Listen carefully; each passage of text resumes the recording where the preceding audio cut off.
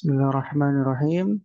Assalamualaikum warahmatullahi wabarakatuh. Perkenalkan nama saya Naufal Abdul Basit, NPM 2270064161123. Di sini saya akan menjelaskan rangkaian materi dari soal yang diberikan oleh dosen data science. Untuk yang pertama itu ada metodologi dan penerapan data science. Itu ada 4 metodologinya. Yang pertama CRISP-DM, Cross Industry Standard Process for Data Mining. Di sini itu ada beberapa tahapan metode, ada business understanding untuk memahami tujuan bisnis, data understanding mengumpulkan dan mengeksplorasi data, kemudian data preparation untuk membersihkan dan menggabungkan data. Kemudian ada modeling itu untuk memilih model statistik atau algoritma, dan evaluasi untuk mengevaluasi performa, dan terakhir itu ada deployment untuk mengimplementasikan model ke lingkungan produksi. Untuk metode yang kedua itu ada KDD, Knowledge Discovery in Database. Yang pertama itu tahapannya ada selection, memilih data yang relevan, kemudian processing, memberikan data, membersihkan data dari kesalahan atau noise data. Kemudian transformasi itu mengubah data ke bentuk yang sesuai.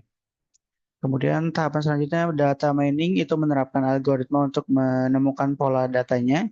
Dan yang terakhir interpretation atau evaluasi untuk mengevaluasi hasil untuk mendapatkan knowledge yang dibutuhkan. Kemudian metode yang ketiga itu ada SEMMA, Sample Explore Modify Model Assess. Seperti namanya, sampel itu memilih data yang representatif, kemudian explore, memahami karakteristik data, kemudian modify, membersihkan dan mentransformasikan data, kemudian ada model, membangun model analitik untuk prediksi klasifikasi nanti, dan yang terakhir ada assess, itu mengevaluasi hasil dan memilih model terbaik untuk digunakan. Kemudian yang terakhir ada OSEMN Framework, ada Obtain, Scrap, Explore, Model, dan Interpret. Nah, di sini Obtain itu memperoleh data dari berbagai sumber, itu contohnya itu API, database sensor, dan web scraping. Kemudian ada Scrap, itu membersihkan data yang terdapat missing values di dalamnya. Kemudian ada Explore, menganalisis data untuk menemukan pola dari tren si data tersebut. Dan keempat ada model, membangun dan melatih model machine learning-nya. Dan terakhir interpret, menjelaskan hasil dan mengkomunikasikan temuan dari data tersebut ke stakeholder untuk diproses. Lalu untuk yang kedua, perbandingannya. Misalnya ada 4 tadi kita jelaskan. Untuk pemahaman bisnis itu di CRISP-DM itu ada, di KDD dan SEMA tidak ada, dan di OSMN itu ada tapi tidak fokus. Kemudian untuk pemilihan datanya itu di CRISP-DM itu menggunakan data understanding, di KDD itu menggunakan selection, di SEMA menggunakan sampel, dan di OSM menggunakan obtain. Di sini ada semua. Kemudian untuk pembersihan data itu juga ada semua. Kemudian eksplorasi data di CRISP-DM itu kadang-kadang ada di data understanding aja. Kemudian untuk KDD itu ada di transformasi, di SEMA itu ada di explore, dan di OSM itu sama ada di explore. Untuk pemodelan di sini ada semua modelannya. Kemudian untuk dievaluasi juga ada, semua metode melakukan evaluasi, dan diimplementasi nih cuma ada di CRISP-DM doang, dia ngedeploy hasilnya. Kemudian di KDD itu nggak ada eksplisit. Di SEMA juga ada, cuma, sorry, di SEMA tuh nggak ada, dan di OSMN itu cuma interpreted doang, menampilkan hasilnya aja.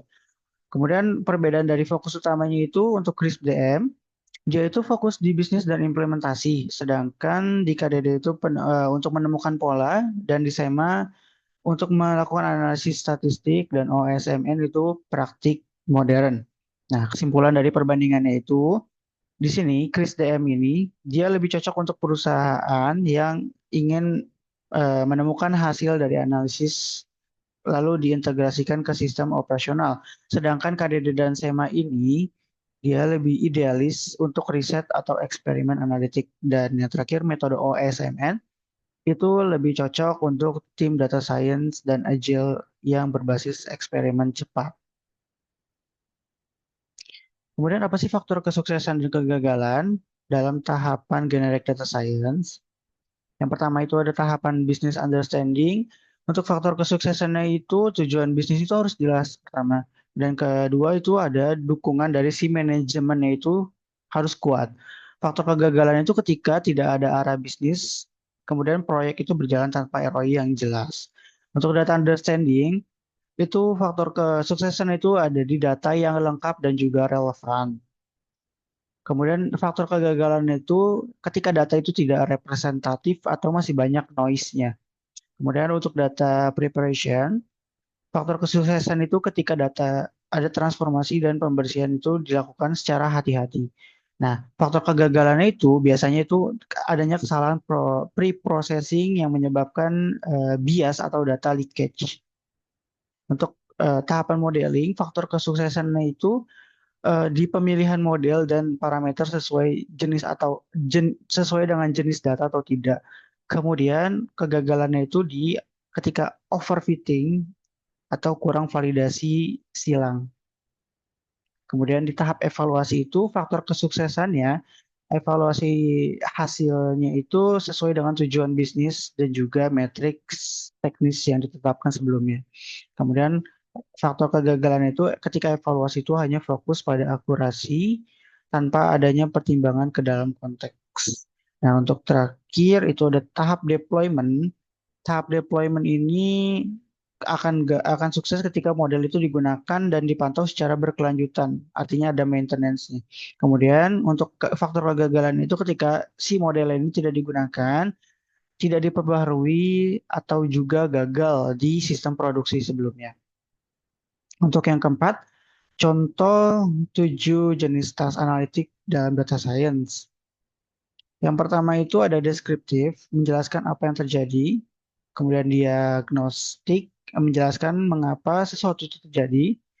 Prediktif, eh, memprediksi kejadian yang akan terjadi di masa depan. Dan preskriptif itu menentukan tindakan yang terbaik untuk dilakukan ke depannya. Regression task itu untuk memprediksi nilai continue. Classification untuk mengklasifikasikan data ke dalam beberapa kategori, dan clustering mengkelompokkan data. Di sini untuk deskripsi itu contohnya seorang divisi marketing yang menganalisis total penjualan tiap bulan dari si pelanggan aktifnya. Untuk diagnostik itu contohnya seorang HR itu mencari penyebab nih kenapa kenapa itu terjadinya turnover karyawan di Q, Q1, Q2 atau Q3 gitu. Kemudian perspektif menentukan tindakan terbaik itu contohnya bank itu menentukan penawaran kredit optimal berdasarkan portofolio. Untuk regression task itu memprediksi nilai kontinu. Contohnya divisi keuangan itu memprediksi pendapatan bulanan berdasarkan tren penjualan itu untuk kontinunya. Dan klasifikasi data itu untuk deteksi penipuan transaksi di perusahaan vintage. Kemudian untuk clustering itu contohnya tim marketing mengelompokkan pelanggan berdasarkan perilaku belanja. Jadi ini di clustering, dikelompokkan. Untuk yang kelima, studi kasus implementasi data science pada perusahaan retail online. Contoh judulnya ini prediksi pelanggan yang beresiko berhenti berbelanja atau customer churn prediction. Tujuan proyeknya itu membangun sistem prediksi pelanggan yang berpotensi churn agar perusahaan dapat memberikan penawaran khusus secara tepat sasaran ke pelanggan yang mau churn itu. Ya, langkah-langkah pertama itu ada business understanding. Tujuannya adalah mengurangi tingkatan churn-nya itu target 10% dalam 3 bulan. Nah, kemudian data understanding nih, mengumpulkan data transaksi pelanggan, kemudian interaksi terhadap promo, dan juga frekuensi login si user pelanggannya itu. Kemudian data preparation membersihkan data, menghapus duplikasi, dan juga membuat fitur-fitur baru. Kemudian untuk modeling itu menggunakan algoritma, logistic regression, dan random forest untuk memprediksi kemungkinan churn gitu. Untuk yang kelima, evaluasi. Evaluasi ini untuk menilai performa model, kemudian deployment untuk mengintegrasikan model ke sistem CRM. Nah, lalu apa sih hasil dan manfaat yang akan didapatkan oleh si perusahaan ini? Hasil dan manfaat itu lebih ke akurasi prediksinya itu bisa mencapai 80-an, 87%-an. Kemudian perusahaan itu bisa berhasil menurunkan tingkat churn pelanggan yang berhenti itu hingga 12% dalam 2 bulan atau 3 bulan sesuai target.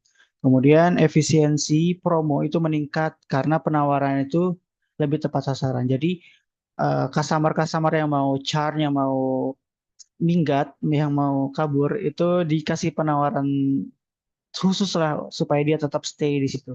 Nah, untuk kesimpulan akhir dari materi ini, ada di pemilihan metodologi data science itu sangat penting untuk menjaga arah proyek itu lebih terstruktur dan juga tetap terstruktur dan relevan tentunya bagi bisnis yang dijalankan.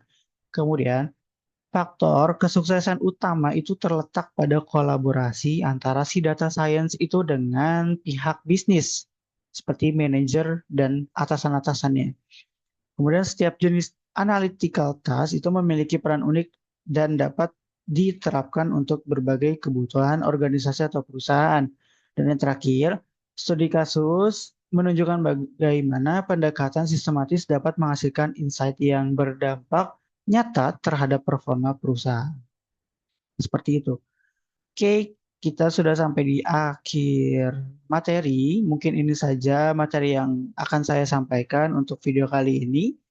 Untuk nantinya link video akan saya taruh di dalam sini, di dalam filenya tersebut. Oke, akhir kalam, terima kasih. Saya ucapkan untuk dosen yang telah memberikan tugas. Apabila ada kesalahan atau kekurangan dalam penyampaian materi saya, mohon dimaafkan. Wassalamualaikum warahmatullahi wabarakatuh.